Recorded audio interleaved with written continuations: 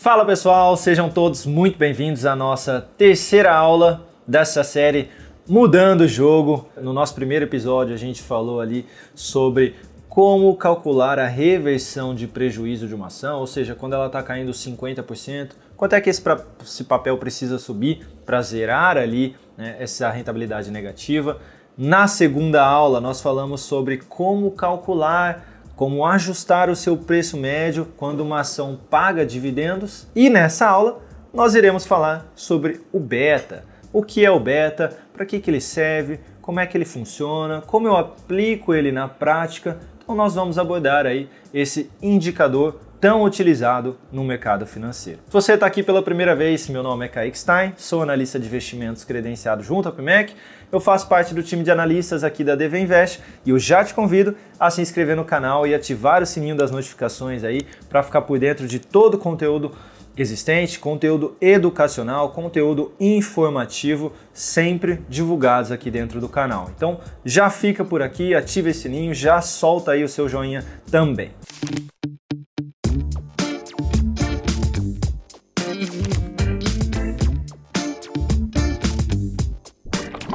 Então vamos lá, pessoal. Começando aqui, o que é o beta? O beta nada mais é do que uma tentativa matemática de replicar o risco não diversificável da economia. Kaique, não entendi nada. Basicamente, ele mede ali a sensibilidade, a volatilidade de uma ação ou de uma carteira comparado a um índice. Então pode ser uma ação ali, Petrobras, comparado ao Ibovespa, o Magazine Luiza comparado ao Ibovespa, ou um ativo do setor de dividendos comparado ali ao IDIV, que é o índice dos dividendos. Então, nada mais é do que um indicador que mede a sensibilidade entre um ativo e um indicador, ou seja, um índice, tá bom? Um benchmark. Como é que ele funciona? Antes de eu falar como que ele funciona, é importante você saber que através dele a gente consegue identificar se a ação ou se a carteira ela é mais agressiva ou mais defensiva, tá? E como é que eu identifico isso? Esse beta, ele é um número que vai de 0 até infinito, tá? Não tem limite máximo para ele. Normalmente um ativo chega ali muito volátil, né, com beta muito alto, chega próximo de 3, 4 no máximo. Nunca vi algo maior do que isso, tá? Mas ele começa ali no 0 e não tem um teto aí para cima. O 1 significa que essa sensibilidade entre o ativo e o nosso índice, o nosso benchmark, é idêntico, tá? É igual. O quanto esse cara variar aqui, esse outro cara aqui também vai variar. Tá, Kaique? Entendi mais ou menos. Então, se for menor do que 1, significa já que ele é mais defensivo? Exato. Se você pensou isso, você já está pegando mais ou menos o raciocínio. E se ele é maior do que 1, ele é um pouquinho mais agressivo, tá bom?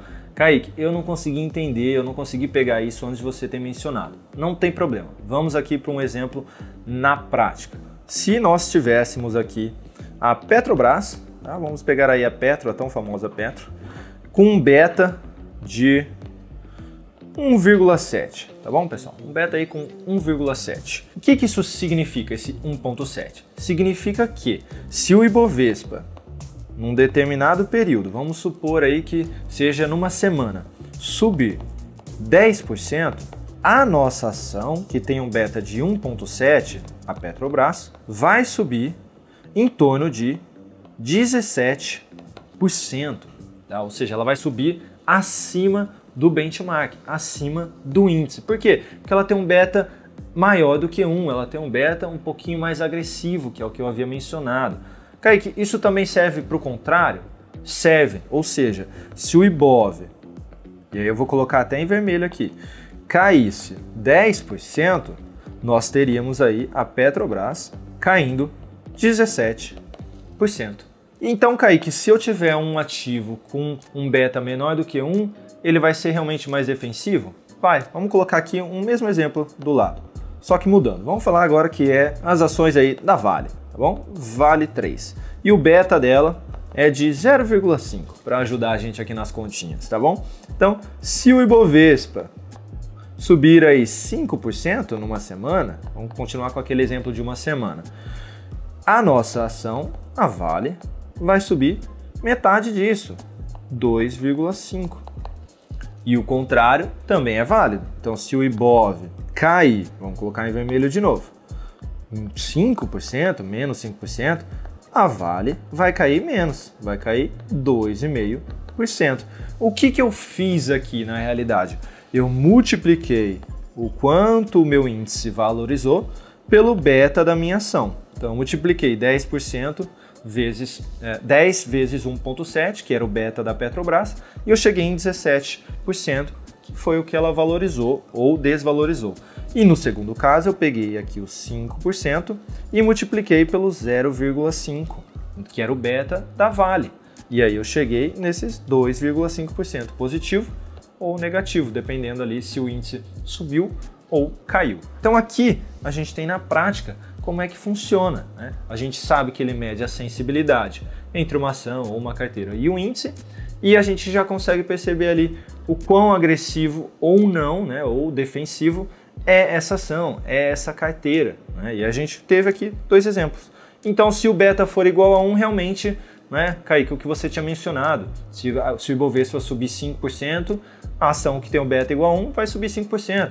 Se o Ibov cair 3%, essa ação também vai cair 3%, porque ela varia próximo ao índice. Exatamente, tá, pessoal? Se você conseguiu levar esse raciocínio até aqui, você está pegando muito bem aí como é que funciona o beta, tá? E ele realmente é muito utilizado ali pelos investidores, tá? Tanto pessoa física quanto institucional, ou até mesmo os fundos de investimentos, tá bom? Eles utilizam muito para mitigar os riscos, ou seja, para diminuir ao máximo o risco dele na sua carteira.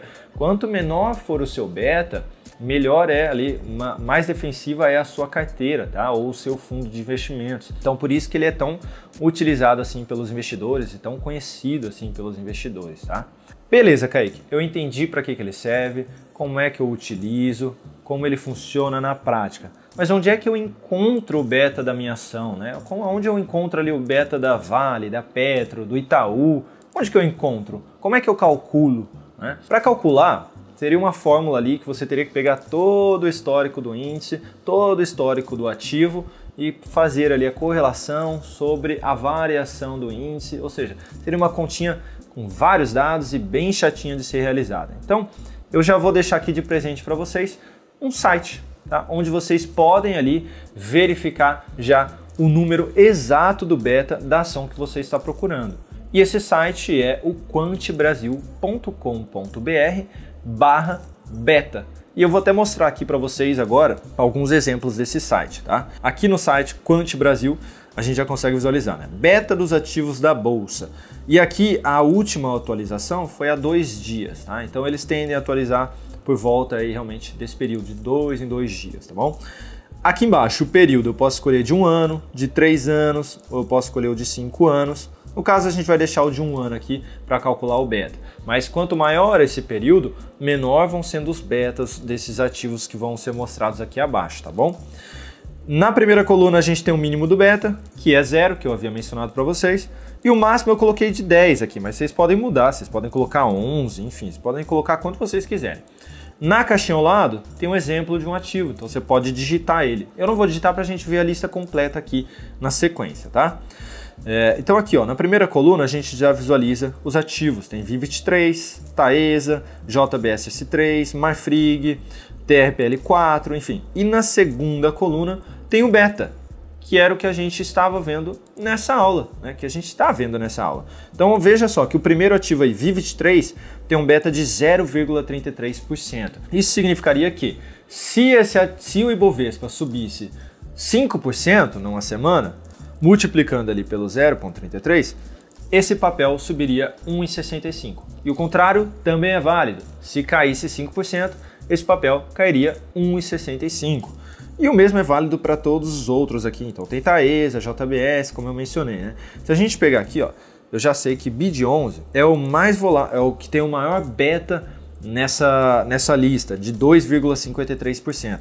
Então a gente está falando que se o Ibov subisse 10% num mês, essa ação subiria próximo de 25% nesse mês também. Mas se o Ibovespa caísse 10%, essa ação cairia próximo de 25% também. Então aqui a gente consegue utilizar esse filtro para, poxa, quais ativos têm um beta menor para eu ter uma carteira mais defensiva e não estar tão exposto assim ao mercado, né? E a gente consegue visualizar que, por exemplo, o setor de energia, CEMIG 4, tem um beta de 0,84.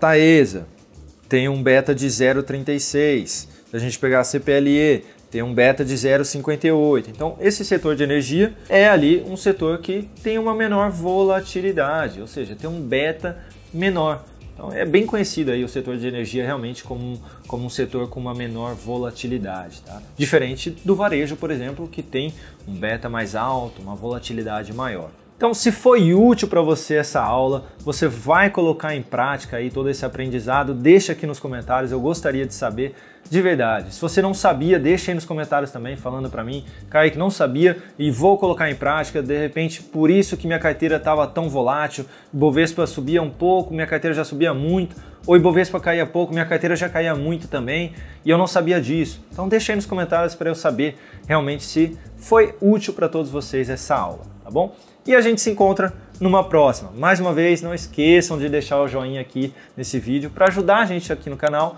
a divulgar também esse conteúdo para as outras pessoas e de se inscrever para ficar sempre por dentro de todos os episódios. Um grande abraço a todos vocês e até a próxima.